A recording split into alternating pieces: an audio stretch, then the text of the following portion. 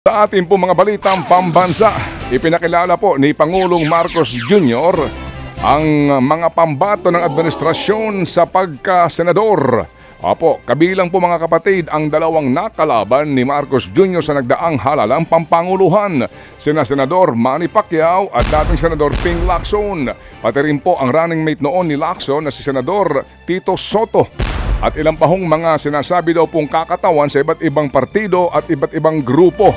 Lahat sila po ay galing sa 5 political parties na lumagda ng manifesto para maging bahagi po ng isang koalisyon, ang umano'y alyansa para sa bagong Pilipinas. Samantala, nagdagdag pa ng mga kandidato sa pagkasenador ang Makabayan Coalition na binubuo ng iba't ibang militanteng grupo. Inanunsyo nila ang 3 pang pangalan mula sa Bayan Muna. Sina bagong alyansang Makabayan Chairman Teddy Casino, dating Gabriela President Liza Maza at Moral Leader Amira Lidasan. Tututukan daw nila ang paglaban sa katiwalian at pagprotekta sa karapatang pantao. 11 senatorial candidates ang isasabak ng Makabayan Coalition sa susunod na eleksyon.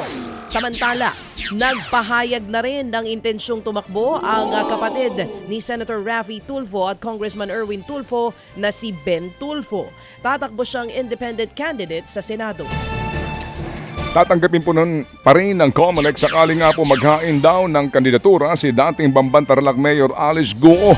Paliwanag po ng COMELEC, hindi nila maaaring tanggihan ang kahit sino maghahain ng Certificate of Candidacy mula October 1 hanggang October 8 dahil ito'y bahagi po lamang ng proseso. Kinumpirma rin ni Sol Jen Menardo Guevara na maaari pa rin maghain ng COC si Guo. Pero sa katanungan kung kwalipikado pa siya para tumakbo, ibang usapan na daw ito. Makakaapekto raw dito ang mga kaso ngayon ni Guo, kabilang dyan ang inihain ng ombudsman na wala pa umanong desisyon.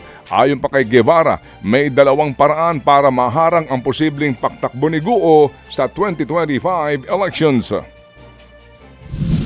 Number 1, yung decision ng ombudsman dismissing her and perpetually disqualifying her from office, no? At kung hindi sila mag-a-act doon, the other avenue is yung COMELEC case. Remember na mayroong investigation na ginawa ang COMELEC for misrepresentation. Pagka nag-resolve finally ang COMELEC, yung name niya hindi malalagay sa balota.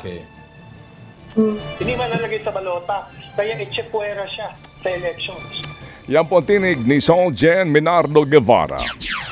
Samantala, kumpiyansa naman ng Senado at ang Kamara na maipapasa ang 5 pang priority bills ng administrasyon bago matapos ang taong 2024. Kabilang dyan ang pag-amyenda sa pagpapaupa ng lupa sa mga foreign investor, pag-amyenda sa Agrarian Law, sa Universal Healthcare Act at maging sa EPIRA Law.